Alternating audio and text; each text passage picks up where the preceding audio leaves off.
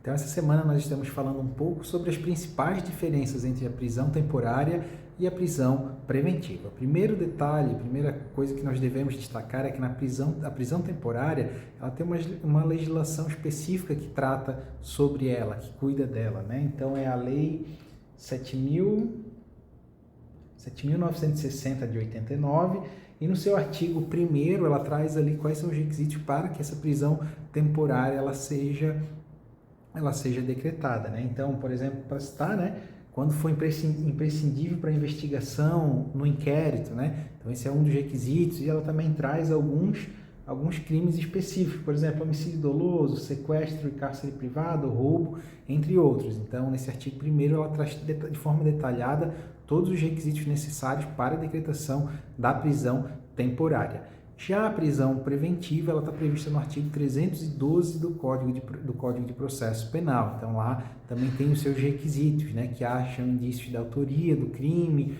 que seja demonstrada a materialidade do crime, e outros requisitos também, como a garantia da ordem pública, a garantia da ordem econômica. Então, essa é a principal diferença entre essas duas formas de prisão cautelar.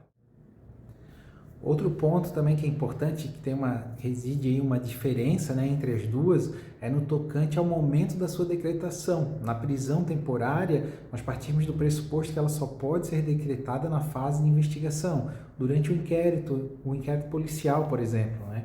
Então, esse é o primeiro detalhe. O que não ocorre com a prisão preventiva? A prisão preventiva, ela pode ser decretada a qualquer momento, tanto na fase do inquérito, quanto durante o processo, né, até a sentença, ou mesmo até na fase recursal, né? Uma vez sendo demonstrada a existência dos seus requisitos ali previstos no artigo 312 do Código de Processo Penal, ela pode ser decretada a qualquer momento, que não ocorre na temporária, né? Que ela pressupõe essa ideia, que ela seja decretada na fase de investigação durante o inquérito policial, por exemplo, né?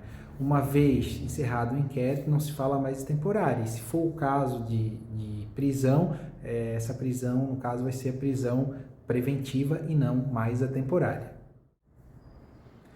Outro ponto importante também, para diferenciar essas duas formas de prisões cautelares, é no que diz respeito ao seu prazo de duração, né? A prisão preventiva, temporária, de modo geral, nos crimes comuns, né, vamos assim dizer, ela tem o seu prazo de 5 dias, podendo ser estendido por mais 5 dias. Quando a gente fala de crime hediondo, essa prisão temporária ela pode ser de 30 dias, podendo ser estendida por mais 30 dias. Então, ela pode chegar até 60 dias a temporária nos casos de crimes hediondos, né? E essa extensão, obviamente, da prisão, ela deve ser justificada e fundamentada. O delegado, no caso, quando for pedir a manutenção da temporária, né, a extensão da temporária, ele deve justificar para o juiz de forma detalhada e mostrar que seja realmente imprescindível que essa prisão ela seja alongada aí por mais um período, né? Isso não ocorre na prisão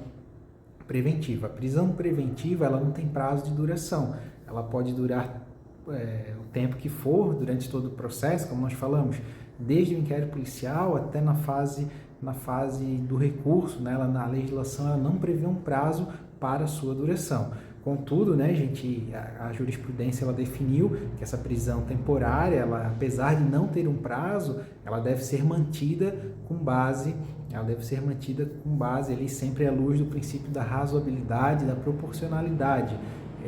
Então, a gente deve ter esse cuidado.